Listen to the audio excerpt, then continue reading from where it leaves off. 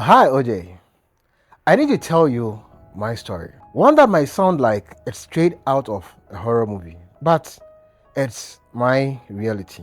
I used to be a university lecturer teaching social sciences in one of the prestigious universities here in Ghana. But I wasn't content with my life. Even though it paid the bills, I envied those who had more. That desire for wealth led me down the dark path, and I've paid heavy price for it. I sacrificed students, especially young, naive level 100 girls, for money rituals. It all started when I was invited to attend a funeral in my village, where I met a man who promised me unimaginable riches. He told me he could transform my life, but there was a catch. It wasn't going to be easy. There was a price to pay. He made it clear that in exchange for wealth, sacrifices were needed. And I, blinded by greed, agreed to his terms. I began using level 100 girls from the university for these rituals. They trusted me, believed I could give them the world, and I played that part very well, pretending to love each one of them. But all I truly wanted was their blood. The ritualist instructed me to use their menstrual blood for my rituals, and so I did.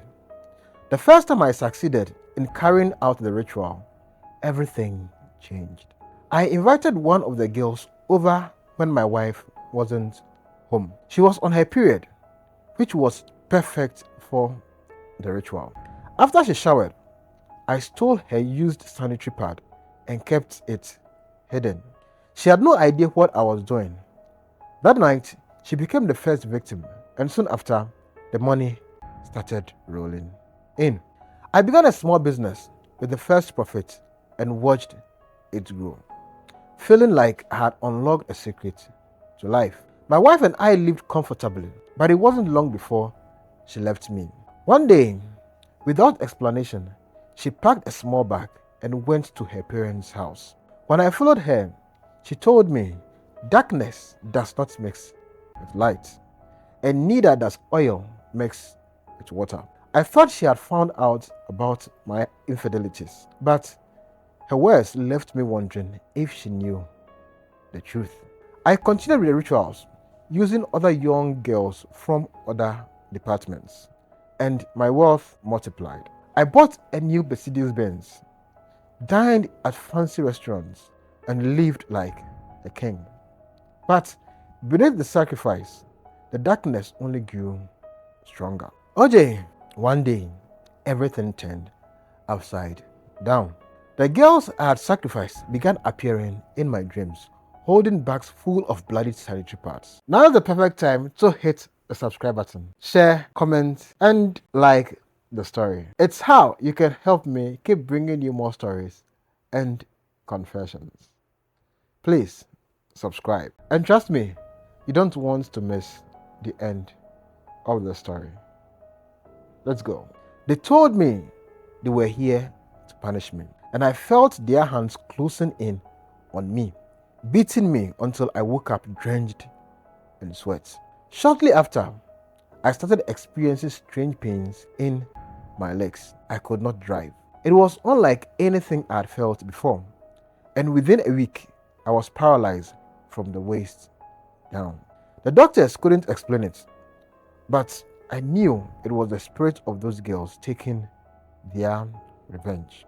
Desperate, I sought out the ritualist, but he had changed. He had found Christ and now wore the badge of a church goer, and he refused to help me.